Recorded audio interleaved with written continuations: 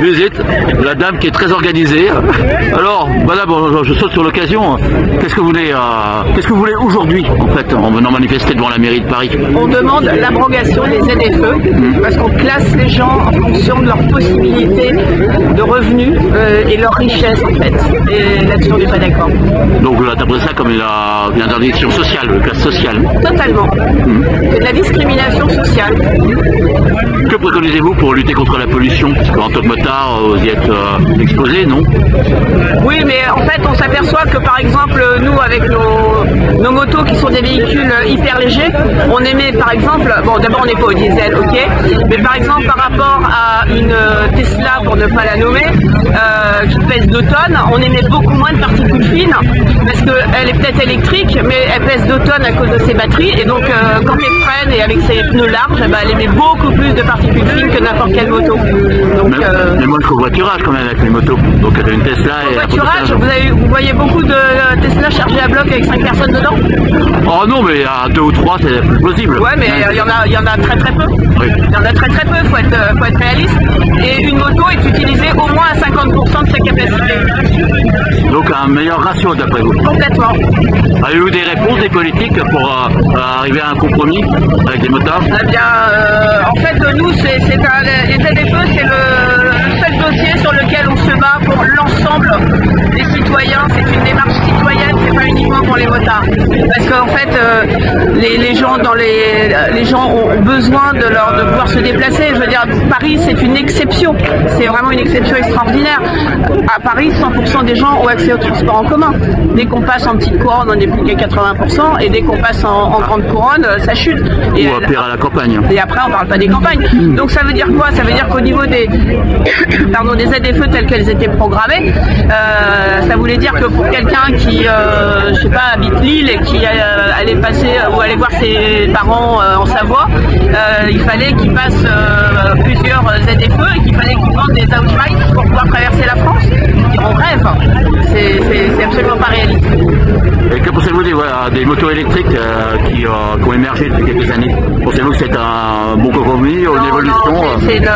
Ça va bien si vous faites de chez vous au bureau avec une prise pour vous brancher, mais dès que vous voulez rouler, je veux dire, moi c'est vrai qu'avec la moto, je peux faire 1200 km dans la journée, je veux dire, je peux pas le faire avec une moto électrique.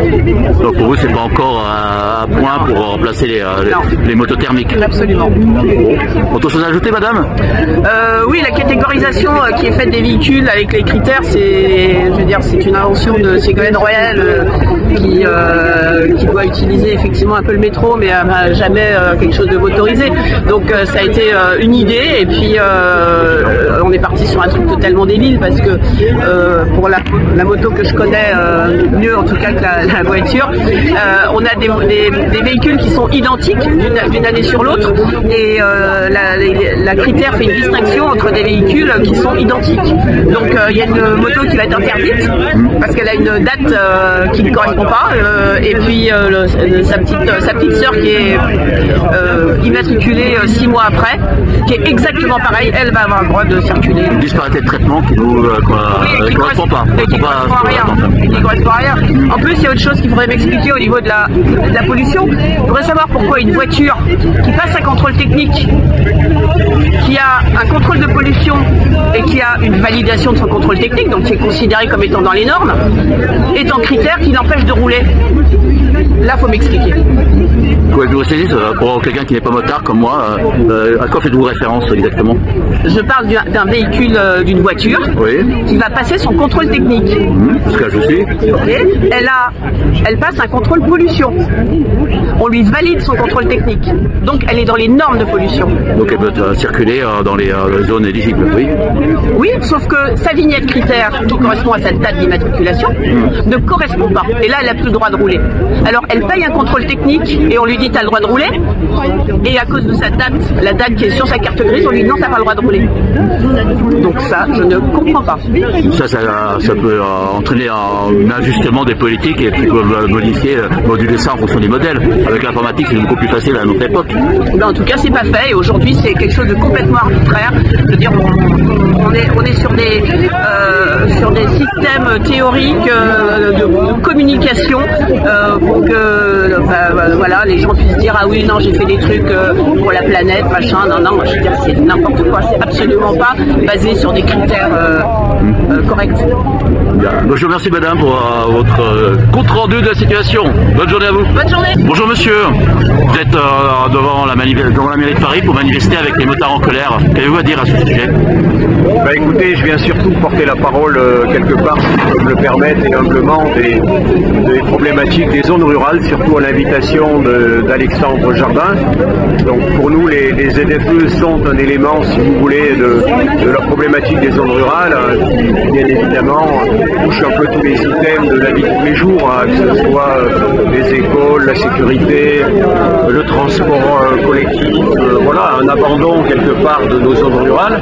Et c'est ce message que m'a demandé de porter aujourd'hui Alexandre Jardin, voilà, en tant qu'élu d'une petite commune rurale du sud du Puy-de-Dôme.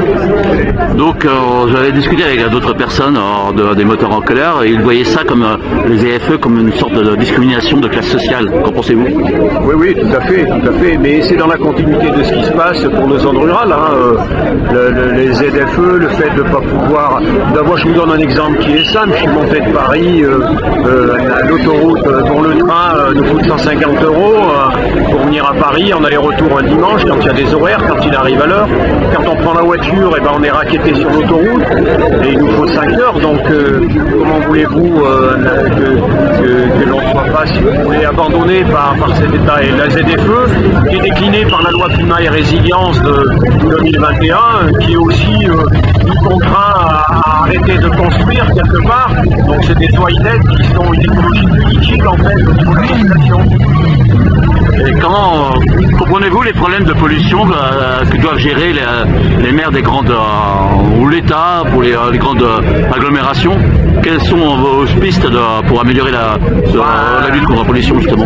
Oui, et soit on a une vision un petit peu uniquement au niveau des grandes agglomérations, mais la pollution elle est partout. Aujourd'hui 40% il me semble, ou 25% de la pollution en carbone vient du transport routier. Donc nous qui sommes traversés par une autoroute gratuite, nous sommes pollués et donc on ne résoudra pas les problèmes de carbone dans l'ensemble du territoire uniquement avec des ZFE. C'est pas régler le problème, au contraire quelque part c'est le discriminer la population. Et les voitures électriques ou voitures ou motos électriques vous semble-t-elle une méthode acceptable pour la campagne? Bien sûr que non. Attendez, dans la moyenne montagne, si vous avez, je vois le bus, on profite aujourd'hui des bus en électrique. Savez-vous que pour aller dans la moyenne montagne, il va falloir mettre des stations à 1 million €. On ne pourra jamais les financer. Le coût du transport collectif va être doublé voire triplé. On ne va pas pouvoir l'assumer. Donc non, le tout électrique comme c'est envisagé, c'est une erreur gravissime pour nos zones en particulier. Anticipé d'après vous? Parce que ça sonne comme un progrès. Le tout électrique, on nous censé y arriver dans quelques années. Oui, ben, si vous avez entre 40 et 50 000 € à mettre, oui, ben, nous non, les gens en 900 à 1000 € de moyenne, 18% de la population sur les 55 000 sont aux minima sociaux, ça m'étonne qu'ils puissent acheter une électrique, hein. Donc des kangous, des voitures dites soi-disant polluantes, quoique, voilà. Et les locations à bas prix pour les voitures électriques? Et là c'est vrai, c'est un débat que j'ai pas encore abordé, bas prix ou haut prix, c'est pas la solution à mon avis. Quelles seraient donc les solutions pour vous en zone rurale? En termes rural, ben déjà qu'on ait du transport collectif. Voilà, en termes rural, c'est de donner. Vous savez, nous on parle pas, on n'en est pas sur la même philosophie. L'axiome de base chez nous, c'est pas le nombre, c'est le service attendu. Donc à partir de ce moment-là, on n'a pas les mêmes critères d'appréciation que ceux dont vous me posez, dont vous me parlez. Oui, puisqu'on n'a pas le même moyen âge non plus, j'imagine. C'est un autre sujet, le vieillissement de la population, c'est un autre débat. Là, vous me parlez du débat de l'électrique ou pas. Il est évident que le vieillissement de la population demande une aide à la personne beaucoup plus importante que sur des grosses agglomérations. Et là encore, faut-il des moyens de pouvoir l'assurer. Avez-vous eu des contacts avec des politiciens de plus haut niveau que vous pour essayer de coordination? C'est quoi un politicien de haut niveau? Disons de plus grosses communes, des députés, un sénateur. Oui, mais la vie c'est la ségrégation, monsieur. Oui, j'ai des contacts, hein, je les connais, ils me connaissent. Voilà, j'échange avec eux, mais leur pouvoir il est limité. Hein. il y a un pouvoir central omnipotent qui peuvent proposer ce qu'ils veulent et ils ont très peu de poids en fait. Vous voyez bien les problèmes aujourd'hui. Mais ça, c'est pas mon sujet, hein, moi. Mon sujet, il est les problèmes locaux. Problème de transport dans zone rurale. Voilà, c'est ça. Je vous remercie, monsieur. Il y a un grand plaisir.